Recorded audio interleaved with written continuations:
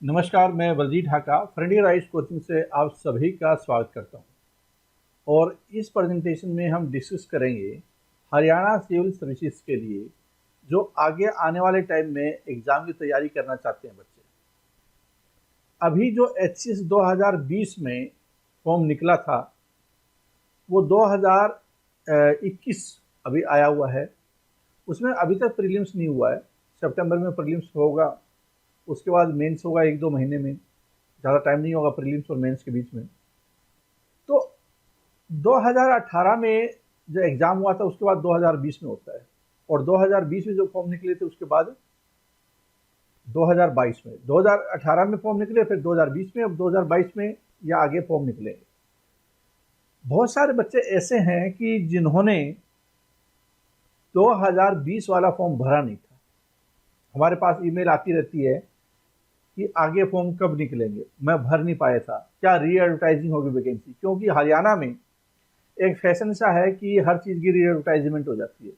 पहले नायब तहसीलदार की वैकेंसी थी 2013 में, उसकी 3-4 बार री एडवर्टाइजमेंट होकर फिर 2018-19 में एग्जाम हुआ था, फाइनल सिलेक्शन हुआ था। ऐसे ही आप देख सकते हैं कि हरियाणा जो स्टाफ सिलेक्शन कमीशन है HSSC के एग्जाम, उसमें बार बार री एडवर्टाइजिंग इस तरह की बातें आती है। तो जहाँ तक मैं समझता हूँ कि एचएस 2020 जिसको अभी एग्जाम होना है उसकी कोई री एडवर्टाइजमेंट की संभावना नहीं है, बल्कि आगे आने वाले समय में अगले साल में दोबारा वैकेंसी आएगी और उस वैकेंसी के लिए आप अभी से तैयारी स्टार्ट कर सकते हैं। तो वो कौन से स्टूडेंट हैं जो कि वेट कर रहे हैं वैकेंसी की या इस फॉर्म को भर नहीं पाए, वो कौन से होंगे? एक तो क्या है कि जो कोरोना से पहले प्राइवेट सेक्टर में कंफर्टेबल थे, अपने बिजनेस में कंफर्टेबल थे, उनको ये पता नहीं था कि हमारी जॉब है इतनी सिक्योर नहीं है, या हमारा बिजनेस है हमें कभी धोखा दे सकता है, हमें दिक्कतें आ सकती है। अब वो बच्चे क्या चाह रहे हैं, वो स्टूडेंट क्या चाह रहे हैं या एस्पिरेंट क्या चाह रहे हैं कि हमें कोई अच्छी ए ग्रेड की या हाई क्वालिटी की जॉब मिले, या हम अपना करियर है गवर्नमेंट सेक्टर में बनाएं। तो एक तो वो वाली कैटेगरी है जो कि डेस्परेटली वेट कर रही है कि कहीं ना कहीं हमें 2022 के लिए कोई वैकेंसी आती है एचएस की, तो हम लोग उसमें अप्लाई करें, आगे आने वाले टाइम में अप्लाई करें। दूसरे वो हैं जो कि ग्रेजुएट नहीं हो पाए थे, जिसके पास डिग्री नहीं थी या क्वालिफिकेशन नहीं थी उस टाइम में, और जैसे कि कोई फर्स्ट ईयर में था, कोई सेकेंड ईयर में था, कोई फाइनल में था, उसकी certificate final decree final result नहीं आया था, वो भी काफ़ी स्टूडेंट होते हैं। तीसरा होते हैं कि जो एसएससी वगैरह की तैयारी करते हैं और वो सोचते हैं कि पहले एक बार कोई जॉब ले लेते हैं, उसके बाद हम लोग एचसीएस आईएएस की तैयारी करेंगे। तो इस कैटेगरी में भी काफ़ी स्टूडेंट ऐसे होते हैं जो कि एसएससी की या हरियाणा एचएसएससी की तैयारी करते हैं, बाद में सिलेक्ट हो जाते हैं उसमें, और फिर उनको लगता है कि अब हमें थोड़ी बड़ी जॉब की तैयारी करना चाहिए, एचसीएस की तैयारी करनी चाहिए, यूपीएससी की तैयारी करना चाहिए। एक वो वाली कैटेगरी भी होती है।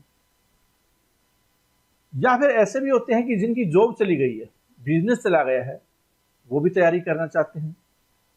तो कई तरह के स्टूडेंट ऐसे हुए, कई तरह के एस्पिरेंट ऐसे हुए जो कि ये फॉर्म है इस वाला एग्जाम नहीं देंगे, लेकिन आगे जो एग्जाम होगा, जब भी कभी एग्जाम होगा एचएस का, तो वो जरूर अप्लाई करेंगे।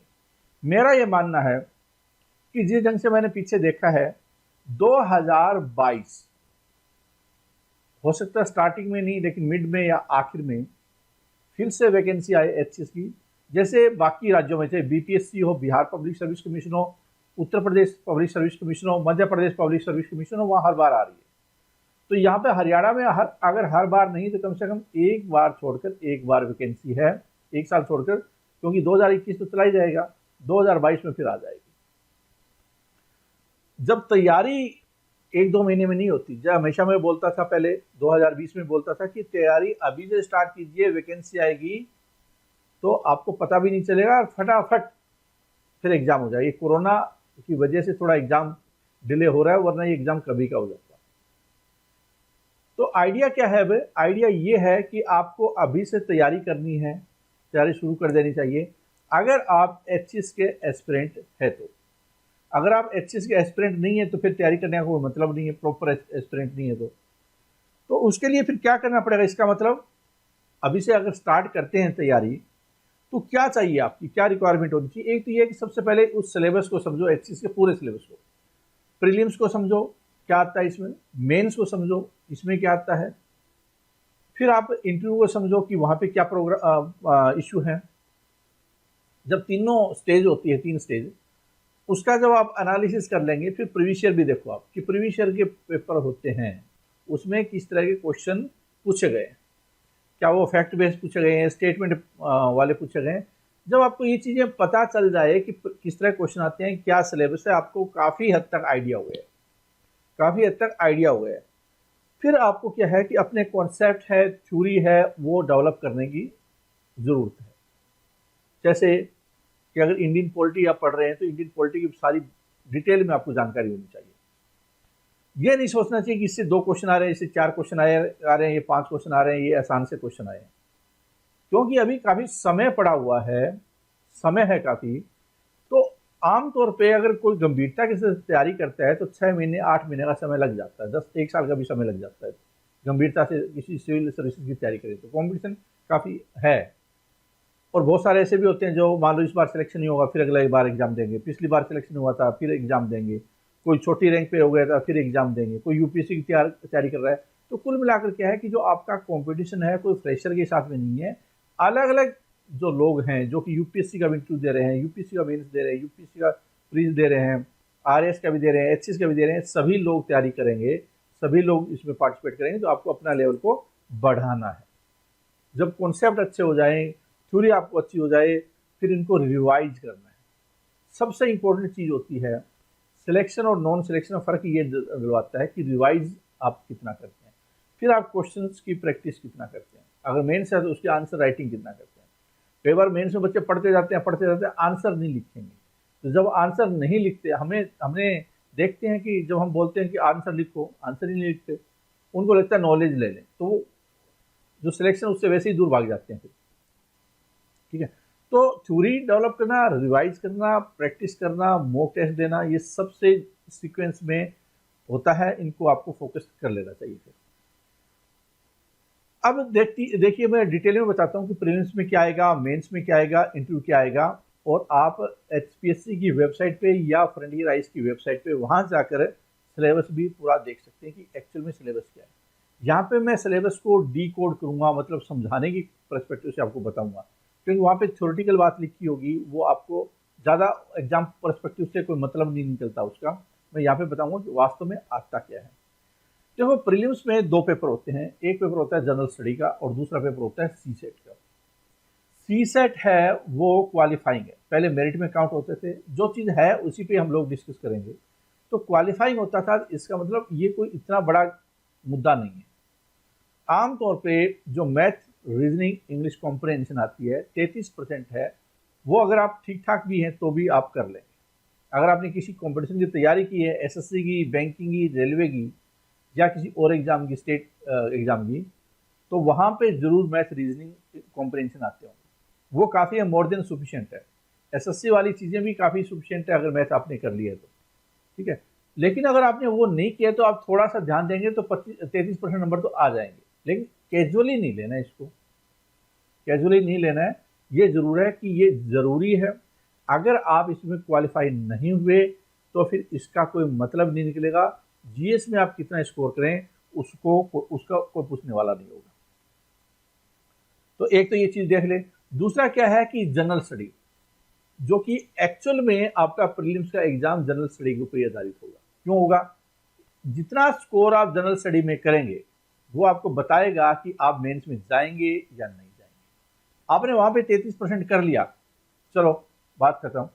लेकिन जो जीएस है, अगर वहां पे स्कोर आपका टॉप 15 टाइम्स में नहीं आता, जितनी वैकेंसी होती है उसका 15 गुना प्री से मेंस में जाते हैं, अगर उसमें नहीं आया, मान लो वैकेंसी आती है 100 या 50, तो 50 इंटू 15 कितना हुआ? 750 में से फॉर्म भरेंगे 2 लाख, 2 लाख में से आपको 750 में आना जरूरी है। इसका मतलब ये काफी इंपॉर्टेंट है। और वो किस पे डिपेंड करेगा? प्रीलिम्स पे डिपेंड करेगा, जीएस पे डिपेंड करेगा। जीएस में 100 क्वेश्चन होंगे, एक क्वेश्चन 1 नंबर का होगा, यूपीएससी में एक क्वेश्चन 2 नंबर का होता है, उससे कोई ज्यादा फर्क नहीं है, परसेंटेज तो सेम ही रहता है। 0.25 नेगेटिव मार्किंग है। और अगर आप 75 से लेकर 80 के आसपास स्कोर कर पाते हैं आमतौर पे मॉक टेस्ट वगैरह में, जहां पे फैक्चुअल और स्टेटमेंट टाइप की मिक्स टाइप के क्वेश्चन है, तो ये इंडिकेट जरूर करता है कि 75 और 80 है कि आपकी तैयारी राइट डायरेक्शन में जा रही है। अगर आप 50-60% स्कोर कर रहे हो, अगर मॉक टेस्ट दे रहे हो, तो इसका मतलब ये हुआ कि आपको प्रैक्टिस ज़्यादा करने की आवश्यकता है, चीज़ों को समझने की ज़्यादा आवश्यकता है, अपने लेवल को बढ़ाने की ज़्यादा आवश्यकता है, मेहनत ज़्यादा करने की आवश्यकता है, कॉन्सेप्ट भी हो सकता है दोबारा रिविजिट करने की आवश्यकता हो।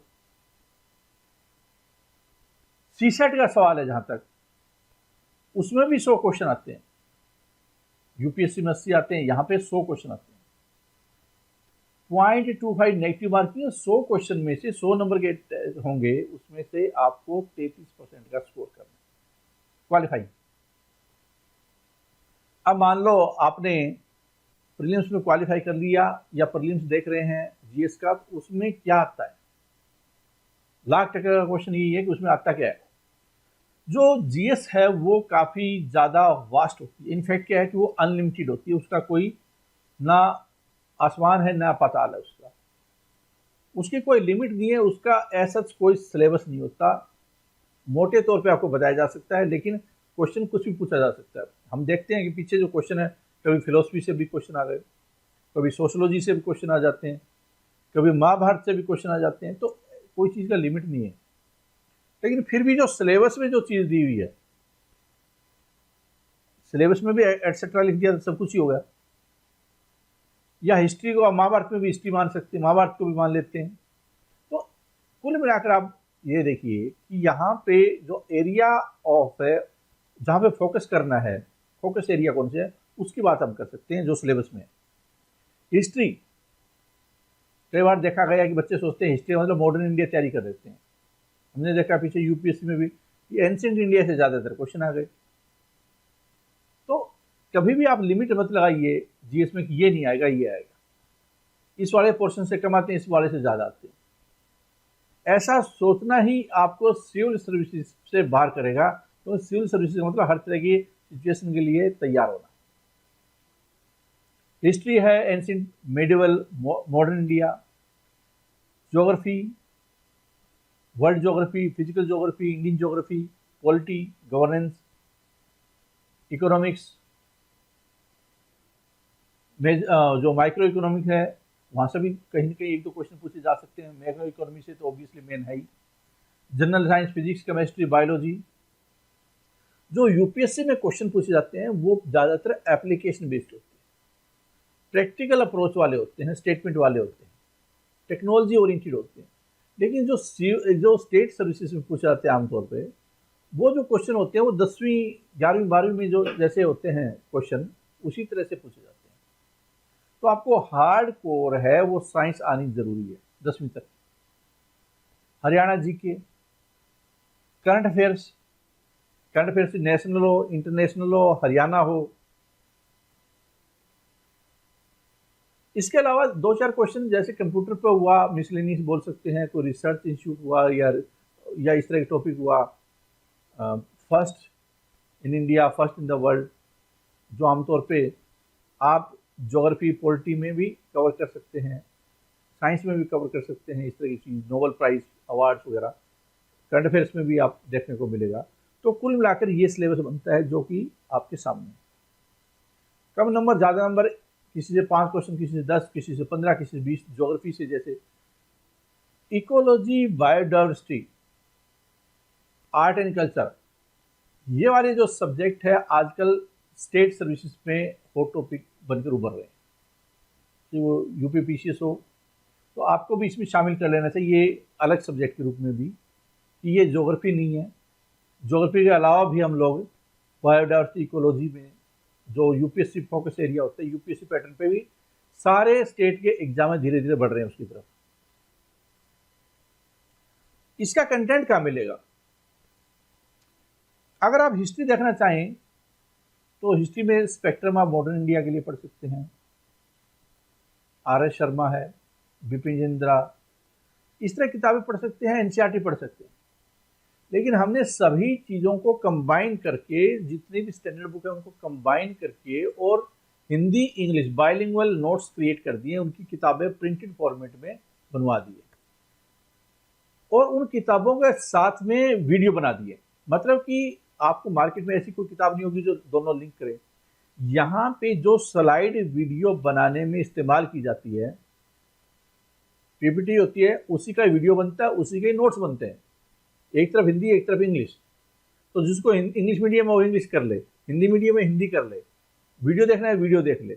ये वाला फैसिलिटी है, ये वाला सिस्टम थोड़ा कॉस्टली भी पड़ जाता है बनाने वाले के लिए, लेकिन हमने इसको अवेलेबल करवा दिए, सारे वीडियो इस फॉर्मेट में बना दिए। तो आप history, geography, polity, economics, general science, Haryana G K current affairs, ecology, biodiversity, art and culture, सबकी किताबें bilingual with video, day wise schedule, ये आपको हम लोग फ्रंट राइज प्रोवाइड करता है। इसके अलावा आपको कोई किताब खरीदने की आवश्यकता नहीं है, क्योंकि सारी किताबों का निचोड़ हमने आपको दे दिया है। इससे आपकी न सिर्फ कॉस्ट कम हो जाएगी, वरना आप दुनिया भर की एनसीईआरटी खरीदते, दुनिया भर की किताबें खरीदते, 30-40 हज़ार रुपये आपका वैसे खर्चा जाता। उसका हाफ कॉस्ट में आपको सारी चीज़ें प्रोवाइड की जा रही है एक जगह पे, with complete coaching, complete video. No need to purchase any other book और ज्वाइन कोचिंग।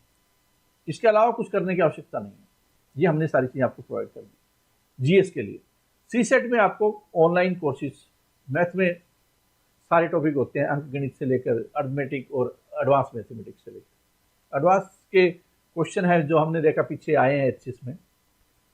तो आपको कहीं ना कहीं थोड़ा बहुत एडवांस का मतलब यहाँ पे ज्योमेट्री, मेंसुरेशन और अलजेब्रा और ट्रिग्नोमेट्री के बेसिक क्वेश्चन, उसको हम एडवांस बोल रहे हैं 4 टॉपिक को, न कि उस मैथ को जो बहुत हाई लेवल का, उसको एडवांस नहीं। टॉपिक का नाम है, आमतौर पे कंपटीशन की भाषा में उनको एडवांस बोला जाता है। अंक गणित, अर्थमेटिक कौन सा? प्रतिशत, नंबर सिस्टम, एलसीएम एचसीएफ, लाभ हानि, discount, work and time, distance, time speed distance, ये वाले जो चैप्टर होते हैं, रेशियो वाले चैप्टर होते हैं, मिक्सचर वाले चैप्टर होते हैं, इनको अंक गणित में काउंट करते हैं। इन सभी से मिलाकर 100 क्वेश्चन जो सी सेट में आते हैं, तो 40 के आसपास कॉम्प्रिहेंशन आ जाते हैं, 20-25 क्वेश्चन मैथ से आ जाते हैं, बाकी है वो रीजनिंग आ जाती है। तो ज़्यादा मुश्किल नहीं है, वीडियो सारे बनाए हुए हैं, आप इनका इस्तेमाल करके आप बेटर तैयारी कर सकते हैं। कम से कम आपको ये 33%, जब आप 50% का टारगेट करेंगे तभी आप 33% कर पाएंगे। इसमें कोई इतनी मेहनत करने की आवश्यकता नहीं है कि 80% लेने का जिद बांध लें आप, वो जिद आपके लिए कोई फायदेमंद नहीं होगी, क्योंकि आपको काम आगे वो नहीं आएगा, न मेंस में आएगा, जीएस पे आपको फोकस रखना है। जब प्रीलिम्स क्वालिफाई हो जाता है तो फिर मेंस का एग्जाम होता है। प्रीलिम्स और मेंस के बीच में आमतौर पर 2-3 महीने का समय होता है, लेकिन जिस ढंग से कोरोना काल चल रहा है और जिस ढंग से फैसले होते हैं, उस हिसाब से देखा जाए तो ज़्यादा फर्क नहीं होता। पता चला 40 दिन के अंदर मेंस करवा दिया, ऐसा भी हो सकता है। आपको हमेशा तैयार रहना चाहिए। हिंदी आपको पढ़नी है, इंग्लिश पढ़नी है, 10वीं तक की हिंदी, 10वीं तक की इंग्लिश, मुहावरे, लोकोक्तियाँ, कारक, प्रत्यय, विशेषण, संज्ञा, सर्वनाम, गद्य, पद्य, पत्र लिखना, ऐसे लिखना, Hindi English translation, English to Hindi, Hindi to English, ये सारी चीज़ें इसमें आती है। ऐसे इंग्लिश में one word substitution, idiom phrase, antonyms, ऐसे writing, letter writing, translation, comprehension, तो ये सारी चीज़ें इसमें इंक्लूड होती है। वो फर्क क्या है कि मेंस होता है वो डिस्क्रिप्टिव राइटिंग का होता है, लिखने के लिए होता है। आपको कितना अच्छा नॉलेज हो, कोई जरूरी नहीं आप मेंस क्वालिफाई कर दें, लेकिन आपको एवरेज नॉलेज है, ज़्यादा नॉलेज नहीं है लेकिन एवरेज नॉलेज है, लेकिन राइटिंग एबिलिटी बहुत अच्छी है, तो आप बहुत अच्छा स्कोर कर देंगे। मेंस में आपकी कॉम्प्रीहेंडिंग एबिलिटी और एक्सप्रेस कैसे करते हैं उसकी एबिलिटी टेस्ट होता है, और जब मेंस में अच्छा स्कोर करेंगे तभी फाइनल सिलेक्शन में आपकी रैंक आएगी। मेंस में आपका स्कोर अच्छा है नहीं, इंटरव्यू में ज़्यादा फर्क नहीं होता। इंटरव्यू में आमतौर पे 38 से लेकर 53 के बीच में ही सभी के होते हैं, 75 में से। तो प्रीलिम्स 100 नंबर का होगा, मेंस है आपका कितने नंबर का होगा। देखिए यहाँ पे हिंदी में अगर मैं बात करूँ, हिंदी का पेपर 100 मार्क्स का होगा, इंग्लिश का पेपर भी 100 मार्क्स का होगा, और ये 200 नंबर का होगा, और ये भी 200 नंबर का होगा। तो जो 600 नंबर है इस टोटल, इसमें से ही मेंस से मेरिट बनेगी, और फिर मेरिट बनकर इंटरव्यू में जाएंगे।